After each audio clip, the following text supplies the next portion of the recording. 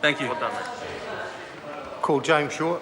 Thank you, Mr. Chair. I just wanted to respond to the Minister, who I'm grateful for having actually responded to one of my questions. That's been a rare treat during the course of the debate, is to actually have a response to any of the questions that we've put. And I just wanted to check that the Minister said that in a year's time, 100,000 more people will have signed up to KiwiSaver. Correct. Because the member tax credit will be remaining in place, so that incentive still remains within the scheme, which I understand. But the Inland Revenue report said that the $1,000 kickstart contribution was the most effective incentive of the package of incentives within the scheme, and I just wanted to refer to the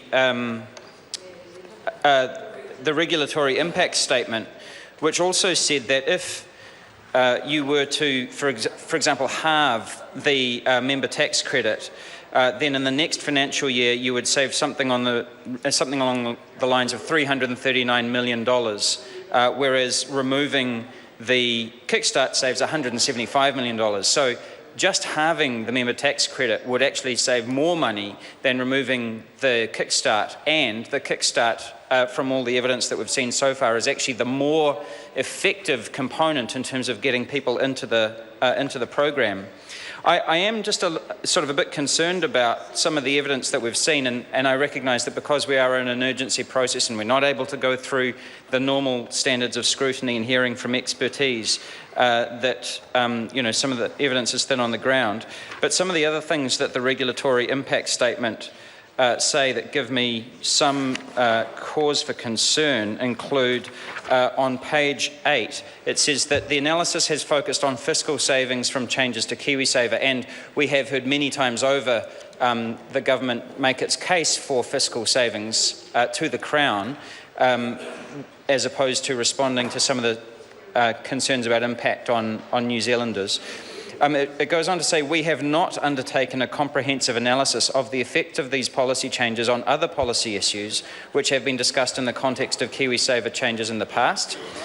It says in section 52, we have not considered the extent to which a reduction in the generosity of the kickstart and annual member tax credits will affect the future success or otherwise of the Home Start policy.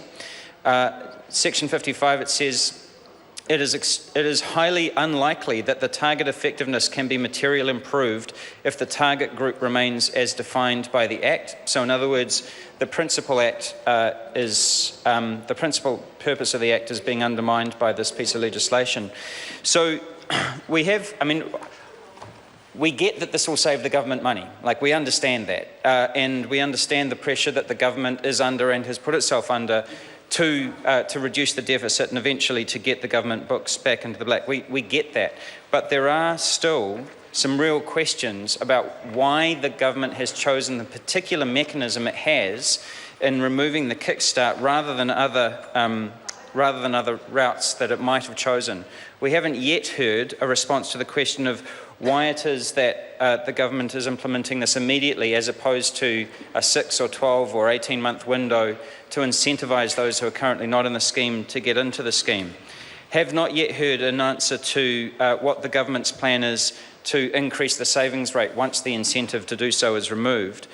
Haven't yet heard a response to the ANZ chief economist who said that removing the incentive will reduce the rate of take-up. That was actually my concern, was that the rate of take-up was going to be reduced. And if the government disagrees with the ANZ chief economist, then what is the plan to maintain or increase take-up in the scheme in the future? Have not yet heard a plan for how we handle some of the intergenerational equity issues that my colleague Jan Logie was speaking to, and have not yet heard a response to why the KiwiSaver has been cut now, but the rest of the hardship package doesn't kick in until the next financial year, so why there is a gap there. So there are still, I'm afraid, a number of questions that we don't have answers to. But I do thank the Minister for his earlier substantive response.